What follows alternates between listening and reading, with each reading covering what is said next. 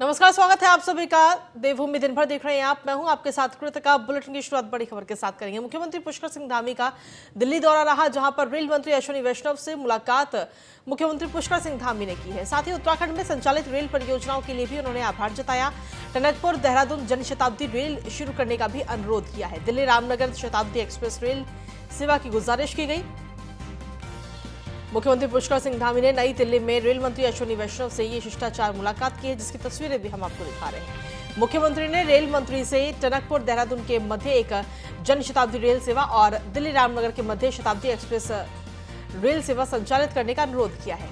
मुख्यमंत्री पुष्कर सिंह धामी ने रेल मंत्री से देहरादून से सहारनपुर को मोहंड होते हुए रेलवे से जोड़ने हेतु टनल आधारित रेल लाइन परियोजना और ऋषिकेश उत्तरकाशी रेल लाइन परियोजना का शीघ्र परीक्षण कराकर इसके निर्माण की स्वीकृति प्रदान करने का भी अनुरोध किया। मुख्यमंत्री ने केंद्रीय रेल मंत्री से हरिद्वार से वाराणसी वंदे भारत रेल के लिए बजट देने का आग्रह करते हुए कहा कि इससे श्रद्धालुओं और पर्यटकों को बड़ी सुविधा मिलेगी। मुख्यमंत्री धामी ने पूर्व में मिले सहयोग के लिए आभार व्यक्त करते हुए रेल मंत्री अश्विनी वैष्णव से किच्छा खटीमा नई रेल लाइन परियोजना की संपूर्ण लागत भारत सरकार द्वारा वहन किए जाने का आग्रह किया। उन्होंने अनुरोध किया कि रामनगर हरिद्वार देहरादून सीधी रेल सेवा संचालित की जाए।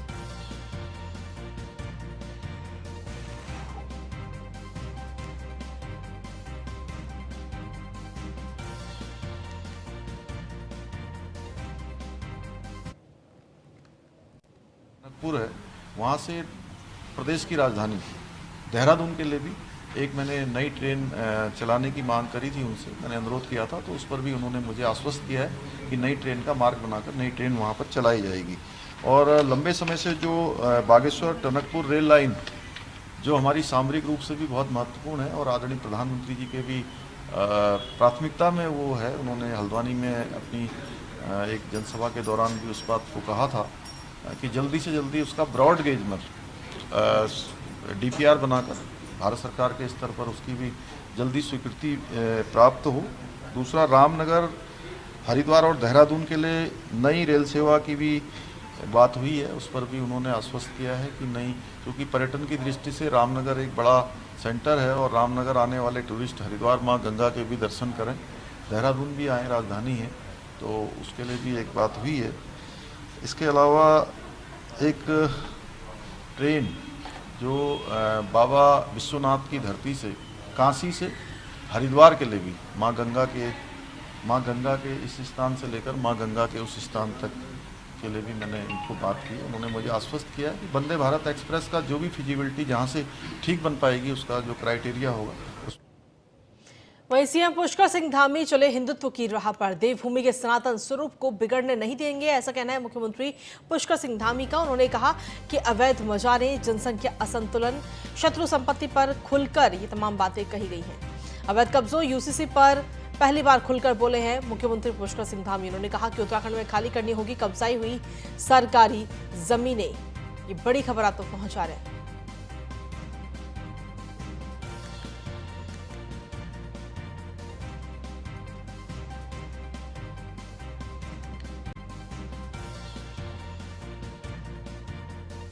तो बड़ी खबर आप तक पहुंचा रहे हैं। मुख्यमंत्री पुष्कर सिंह धामी कहीं ना कहीं हिंदुत्व की राह पर चलते हुए अब नजर आ रहे हैं। देवभूमि के सनातन स्वरूप को बिगड़ने नहीं देंगे, ऐसा कहना है मुख्यमंत्री पुष्कर सिंह धामी का।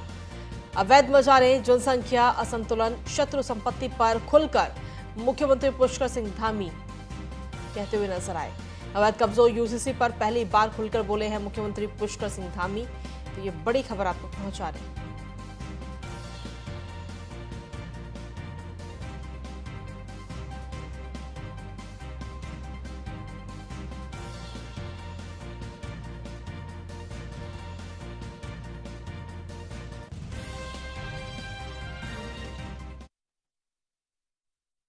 देखिए, अवैध अतिक्रमण जहाँ भी होगा उसको हम सख्ती से हटाएंगे और हमने सभी को कह दिया है कि स्वतः ही जहाँ पर इस प्रकार की चीज़ है, जहाँ भी अवैध अतिक्रमण है उसको स्वयं हटा लें, अन्यथा कुछ दिनों के बाद तो सरकार हटाएगी, प्रशासन हटाएगा इसको। देखिए, अवैध अतिक्रमण तो मुख्यमंत्री पुष्कर सिंह धामी की तरफ से कहा गया है कि देवभूमि को बिगड़ने बिल्कुल नहीं दिया जाएगा और इस बार मुख्यमंत्री पुष्कर सिंह धामी अवैध मजार, जनसंख्या संतुलन और तमाम मुद्दों पर खुलकर कहते हुए मुख्यमंत्री पुष्कर सिंह धामी नजर आए। अधिक जानकारी के साथ विशेष संवाददाता सुदीप जैन इस वक्त जुड़ गए हमारे साथ में। सुदीप, क्या कुछ ताजा अपडेट है आपके पास में? मुख्यमंत्री पुष्कर सिंह धामी कहीं ना कहीं सीधे तौर पर कई सारी बातें कहते हुए नजर आए। जी देखिए, मुख्यमंत्री पुष्कर सिंह धामी ने बहुत साफ और बहुत स्पष्ट रूप से कहा है कि राज्य में जो असंतुलन की स्थिति है, उस असंतुलन का आशय इस बात से है कि बाहर से आके कुछ ऐसे लोग बच गए हैं जो समय समय पर माहौल खराब करते हैं और कई प्रकार से इस प्रकार से माहौल कसने का प्रयास करते हैं कि स्थानीय लोग परेशान हो। मुख्यमंत्री ने चुनाव लड़ते समय ही समान नागरिक संहिता का जो ऐलान किया उस पर वो आगे बढ़े और समान नागरिक संहिता के लिए कमेटी बन गई और कमेटी अब जगह जगह जाकर राय सर्वे ले रही है। हमने देखा मुख्यमंत्री धामी का ये फार्मूला अन्य राज्यों ने भी पसंद किया। मध्य प्रदेश और गुजरात में भी समान नागरिक संहिता, जो कि अभी तक सिर्फ गोवा में जिस विषय पर बात होती थी, उत्तराखंड से निकलकर ये बात दूर तक पहुंच गई है।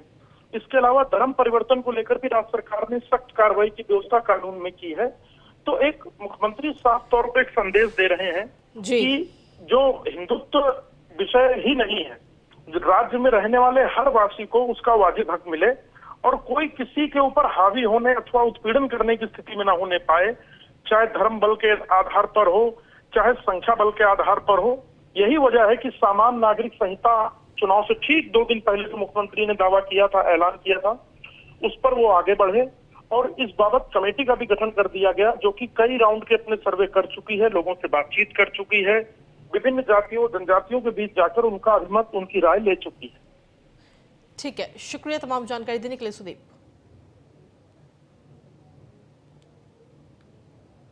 वहीं मुख्यमंत्री पुष्कर सिंह धामी ने नई दिल्ली में केंद्रीय वित्त मंत्री निर्मला सीतारमण से भी शिष्टाचार मुलाकात की और इस दौरान मुख्यमंत्री ने केंद्रीय वित्त मंत्री से सांग बांध पेयजल परियोजना के लिए 1774 करोड़ की धनराशि का वित्त पोषण भारत सरकार के पूंजीगत व्यय हेतु विशेष सहायता के अंतर्गत कराने का अनुरोध किया।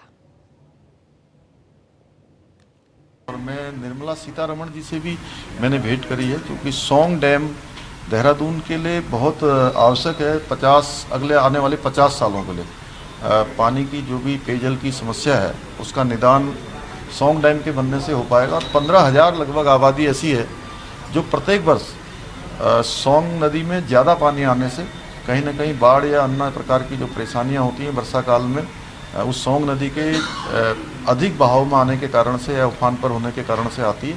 सौंग डैम के बन जाने से इस समस्या का भी निदान होगा और पेयजल की समस्या और सिंचाई तीनों प्रकार की जो समस्याएं हैं उसका समाधान हो पाएगा। तो निर्मला जी ने आश्वस्त किया कि जो हमारा वित्त मंत्रालय है भारत सरकार का, वो उसमें अपनी रिपोर्ट दे देगा। माननीय प्रधानमंत्री जी के कार्यालय से उसको परस्यू किया गया है, तो जल्द ही जो है हमको सौंग डैम की भी सौगात उत्तराखंड को मिलेगी।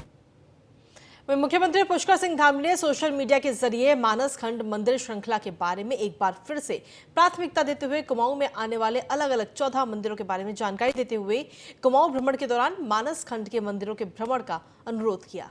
सीएम धामी ने कहा कि राज्य सरकार ने वरिष्ठ नागरिकों, महिलाओं और बच्चों के लिए विशेष प्रबंध कर उनकी सुरक्षा व सुविधा के मद्देनजर किए हैं।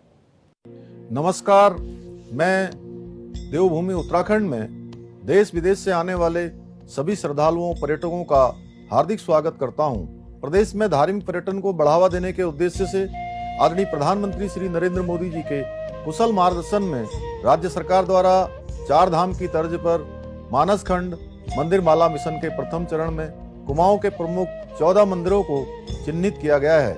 मानस खंड मंदिर माला मिशन के अंतर्गत देवभूमि के विभिन्न क्षेत्रों के प्रमुख मंदिरों को विकसित कर धार्मिक पर्यटन को बढ़ावा देने के साथ साथ सभी धार्मिक स्थानों पर विश्व स्तरीय सुविधाएं भी विकसित हों, यह हमारी सरकार की प्राथमिकता है। यात्रा के दौरान देवभूमि आने वाले श्रद्धालुओं, खास तौर पर बुजुर्गों, महिलाओं एवं बच्चों को सुविधा के दृष्टिगत सरकार द्वारा आवश्यक प्रबंध भी किए गए हैं। मेरा आपसे आग्रह है कि कुमाऊं भ्रमण के दौरान आप मानस खंड मंदिर माला के अंतर्गत आने वाले पौराणिक मंदिरों के दर्शन भी अवश्य करें। हमारी सरकार आपकी यात्रा को सुखद, सुगम और पर्यटन के अनुभव को यादगार बनाने के लिए पूर्णतः प्रतिबद्ध है। और चलिए खबरों में आगे बढ़ेंगे। दिल्ली में रमेश पोखरियाल निशंक ने न्यूज इंडिया से खास बातचीत की है। हरिद्वार से बीजेपी के सांसद रमेश पोखरियाल निशंक सीएम धामी से मुलाकात पर उन्होंने अपनी बातें रखी और उन्होंने कहा कि हम लगातार संवाद करते हैं। रमेश पोखरियाल निशंक ने कहा कि अध्यात्म की राजधानी है हरिद्वार और पूरी दुनिया हरिद्वार में गंगा का दर्शन करने के लिए आती है। हरिद्वार से वाराणसी तक वंदे भारत ट्रेन के लिए सीएम ने पीएम से आग्रह किया। निश्चित रूप से प्रधानमंत्री नरेंद्र मोदी जी का आशीर्वाद मिलेगा। हमारे साथ बातचीत करने के लिए पूर्व केंद्रीय मंत्री और वर्तमान में बीजेपी सांसद रमेश पोखरियाल निशंक जी हैं। सर, मुख्यमंत्री जी से आपकी मुलाकात हुई है। सर, किन विषयों को लेकर आज चर्चा हुई है? मुद्दे तो हमारे विकास के ही रहते हैं।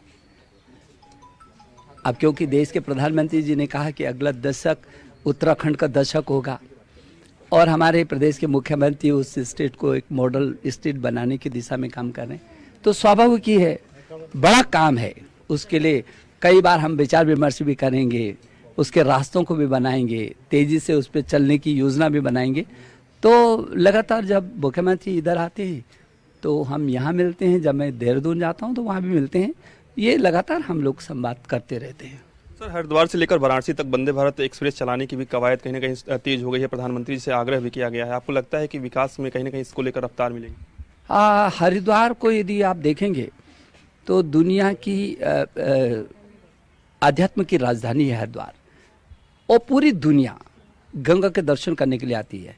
2010 का कुंभ, जब मैं वहाँ का मुख्यमंत्री था, तो 2010 के कुंभ ने ये साबित कर दिया कि गंगा न केवल राष्ट्रीय धरोहर नहीं, वो पूरी दुनिया की धरोहर है। 100 से भी अधिक देशों के लोगों ने गंगा का स्पर्श किया था, गंगा दर्शन करने के लिए आए थे, गंगा स्नान करने के लिए आए थे। तो स्वाभाविक ही है कि उधर बनारस और इधर हरिद्वार।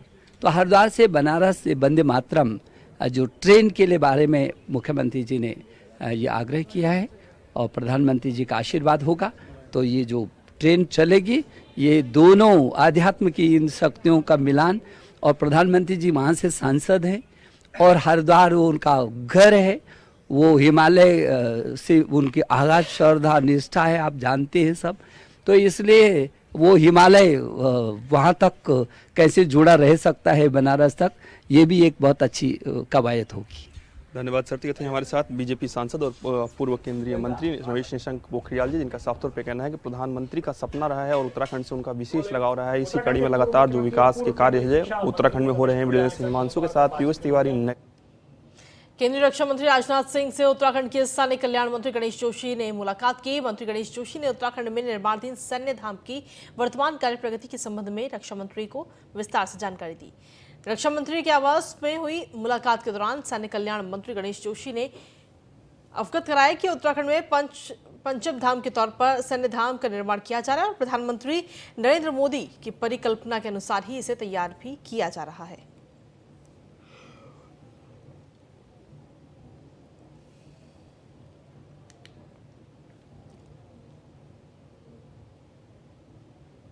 केंद्रीय सड़क परिवहन एवं राजमार्ग मंत्री का उत्तराखंड दौरा। केंद्रीय मंत्री नितिन गडकरी 6 अप्रैल को देहरादून आएंगे। निर्माणाधीन दिल्ली देहरादून एक्सप्रेसवे का निरीक्षण करेंगे। गडकरी उत्तराखंड को कई नई सौगात भी दे सकते हैं। योजनाओं की कई सारी सौगात भी नितिन गडकरी के द्वारा दे सकती है।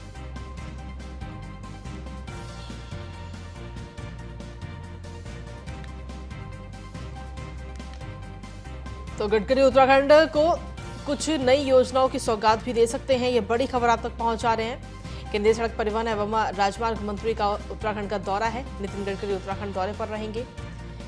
केंद्रीय मंत्री नितिन गडकरी 6 अप्रैल को देहरादून आएंगे और 6 अप्रैल को कई सारी सौगात भी उत्तराखंड को दे सकते हैं।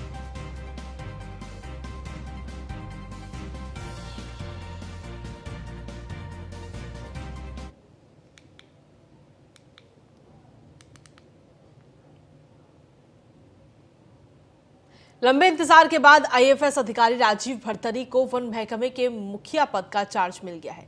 उन्होंने इसके लिए न्यायालय में लंबी जंग लड़ी, जिसके बाद बीते दिन उनके हक में नैनीताल हाईकोर्ट ने फैसला सुनाया, लेकिन आज उन्हें चार्ज लेने के लिए भी काफी इंतजार करना पड़ा। बता दें कि 25 नवंबर 2021 को तत्कालीन वन मुखिया राजीव भरतरी का तबादला जैव विविधता बोर्ड में कर दिया गया। राजीव भरतरी के बदले विनोद कुमार सिंघल को प्रमुख वन संरक्षक की जिम्मेदारी दी गई।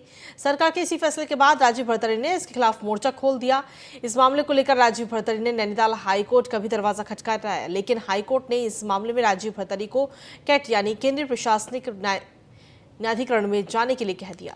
अप्रैल 2022 में हाईकोर्ट ने यह मामला कैट में भेज दिया और इस मामले पर कैट को फौरन फैसला करने के लिए भी कहा। इसके बाद कैट में इस मामले की सुनवाई शुरू हुई।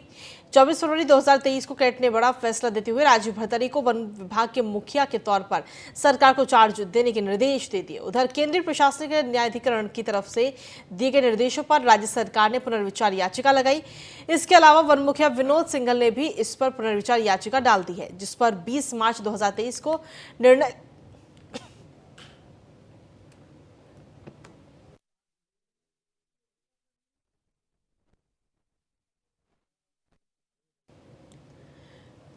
तो वहीं 20 मार्च 2023 को निर्णय लेते हुए इन दोनों ही याचिकाओं को खारिज कर दिया गया। दूसरी तरफ 15 मार्च 2023 को हाईकोर्ट में कैट के आदेश का पालन नहीं होने को लेकर के सुनवाई हुई, जिसमें हाईकोर्ट ने चीफ सेक्रेटरी, प्रमुख सचिव वन और विनोद सिंघल से इस पर 3 सप्ताह में जवाब मांगा और अगली तारीख 3 अप्रैल की भी दी। फिर ठीक करीब 1 साल बाद 3 अप्रैल 2023 को नैनीताल हाईकोर्ट ने इस मामले में राजीव भरतरी को 4 अप्रैल सुबह 10 बजे चार्ज देने के निर्देश सरकार को दे दिए।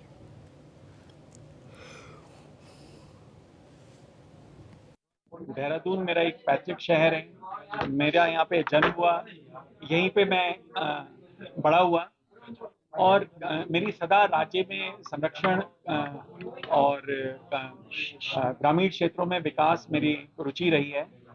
और अपने सेवा काल के इस चरण में, अंतिम चरण में, पाने से ज़्यादा देने की भावना होती है कि हम क्या आने वाली पीढ़ियों के लिए, अपने ऑर्गेनाइजेशन के लिए और क्या लोगों के लिए छोड़ करके जाएंगे। तो मैं बहुत आभारी हूँ। 1 अप्रैल से उत्तराखंड में जहां शराब के दाम घटे हैं, तो वहीं दूसरी ओर उत्तराखंड में बिजली और पानी भी महंगा हो गया है, जिसके विरोध में आम आदमी पार्टी ने राज्य सरकार के खिलाफ जमकर प्रदर्शन किया। आम आदमी पार्टी के नेताओं का कहना है कि राज्य सरकार ने शराब को सस्ता कर दिया, लेकिन वहीं दूसरी ओर स्कूल की किताबों पर 48% दाम बढ़ाने के साथ साथ गैस और दूध के दामों में भी बढ़ोतरी कर दी। धामी सरकार का एक नया फरमान जारी हुआ कि 1 अप्रैल से शराब सस्ती हो जाएगी। ठीक है, आपने शराब सस्ती कर दी, लेकिन उन किताबों का क्या जिसमें आपने 48% बढ़ा दिया। स्कूल की फीस आपने महंगी कर दी, ड्रेस महंगी कर दी, किताबें महंगी कर दी, गैस के दाम महंगे कर दिए, और तो और जो हम रोजमर्रा का जो दूध उसको आपने महंगा कर दिया। तो हम धामी सरकार से पूछना चाहते हैं कि इस प्रदेश की जनता ने क्या गलती कर दी आपको वोट दे करके। तो आज तमाम आम आदमी पार्टी का कार्यकर्ता कुंभकर्ण की नींद सोने वाले धामी सरकार को जगाना चाहते हैं कि शराब को जो आपने सस्ता किया है, नौजवानों के ऊपर कुठाराघात करने का काम किया है, युवाओं को आप रोजगार नहीं दे सकते, लेकिन शराब सस्ती कर सकते हैं, नशे की ओर इस प्रदेश को ढकेलने का काम धामी सरकार ने किया है। उसी को लेकर के आज ये प्रदर्शन। उत्तराखंड यूथ कांग्रेस अब पोस्ट कार्ड का सहारा लेकर पीएम नरेंद्र मोदी को प्रत्येक विधानसभा से 1000 पोस्ट कार्ड भेजने जा रही है। इस अभियान की शुरुआत यूथ कांग्रेस ने पौड़ी से कर दी है और भेजे जा रहे पोस्ट कार्ड में पीएम नरेंद्र मोदी से कुछ सवाल के जवाब यूथ कांग्रेस ने मांगे हैं, जो कि अजानी से संबंधित है। दरअसल राहुल गांधी की लोकसभा सदस्यता समाप्त होने के बाद यूथ कांग्रेस ने अब पोस्ट कार्ड अभियान चलाया। यूथ कांग्रेस के पौड़ी जिलाध्यक्ष मोहित ने बताया कि यूथ कांग्रेस जनता के द्वार पहुंचकर जनता के जरिए भी इन सवालों को पूछेगी और सवालों से भरे हुए पोस्ट कार्ड पीएम को भेजे जाएंगे। युवा कांग्रेस के द्वारा पूरे प्रदेश में पोस्ट कार्ड के माध्यम से युवा कांग्रेस के द्वारा जो हमारे राहुल गांधी जी हैं उनकी सदस्यता रद्द की गई है। वे संसद में प्रश्न नहीं पूछ सकते, लेकिन आम जनमानस उनसे प्रश्न पूछ सकती है। इसको लेकर युवा कांग्रेस पूरे प्रदेश में एक अभियान लॉन्च कर रही है। पोस्ट कार्ड के माध्यम से हम माननीय प्रधानमंत्री जी को पोस्ट कार्ड भेजेंगे। उसमें कुछ प्रश्न हमारे द्वारा पूछे गए हैं, जिसमें मैं आपको बता दूं कि जिसमें पहला प्रश्न ये है कि भाजपा को कितने रुपए की फंडिंग अडानी ने की है, ये भाजपा की सरकार बताए। युवा कांग्रेस प्रशिक्षु क्रिकेटरों से अश्लील बातचीत का कथित ऑडियो वायरल होने के बाद घिरे क्रिकेट कोच नरेंद्र शाह के खिलाफ पुलिस ने मुकदमा दर्ज कर लिया है। नेहरू कॉलोनी सीईओ का कहना है कि क्रिकेट कोच नरेंद्र शाह जिला दून अस्पताल में भर्ती हैं और डॉक्टरों के मुताबिक अभी वो बयान दर्ज कराने में असमर्थ हैं। हालांकि पुलिस लगातार इस मामले में अपनी नजर बनाए हुए है और जैसे ही नरेंद्र शाह के स्वास्थ्य में सुधार होता है वैसे ही पुलिस नरेंद्र शाह को गिरफ्तार कर बयान दर्ज कर सकती है। वहीं दूर अस्पताल के सीएमएस वाई रिजवी का कहना है कि नरेंद्र शाह के स्वास्थ्य में अभी सुधार है, लेकिन हमने बोर्ड का गठन कर लिया है और अब बोर्ड के माध्यम से 48 घंटे बाद उनके स्वास्थ्य की संपूर्ण जानकारी इकट्ठा की जाएगी। उसके बाद ही कुछ स्पष्ट जानकारी निकल कर सामने आएगी।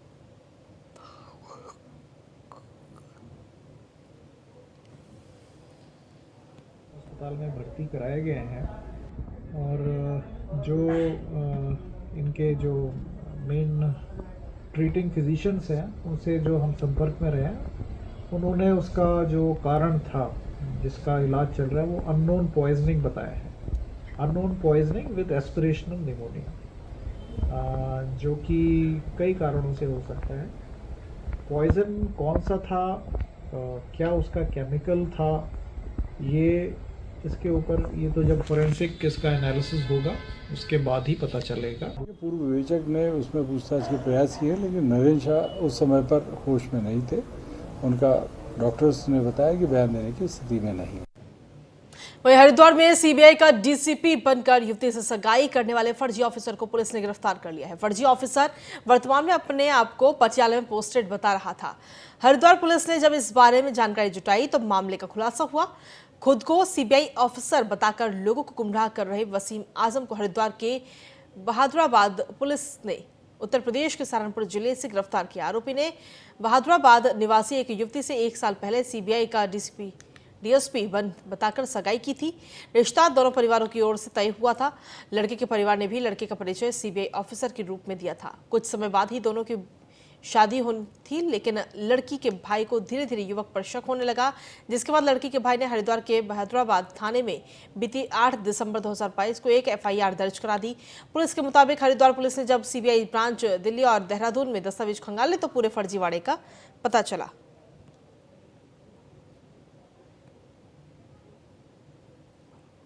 हैदराबाद थाना क्षेत्र में कुछ दिन पूर्व जो है एफआईआर दर्ज की गई थी, जिसमें आरोप लगाया गया था कि वसीम नाम के एक व्यक्ति द्वारा जो है सगाई की गई है। लेकिन उनको शक है कि वो जो अपने सीबीआई में डीसीपी बता रहा है और आईपीएस अफसर बता रहा है, उनको शक था कि कहीं ना कहीं ये झूठ बोल रहा है। इसके आधार पर उनके द्वारा कुछ प्राथमिक जानकारी की गई, जिस पर मुकदमा दर्ज किया गया था। इसके बाद अभियुक्त की तलाश की जा रही थी। जब जानकारी की गई तो पता चला कि यह फेक आईडीज बनाकर जो है लोगों को ठगता है। आसपास के क्षेत्रों में इसकी शिकायत थी।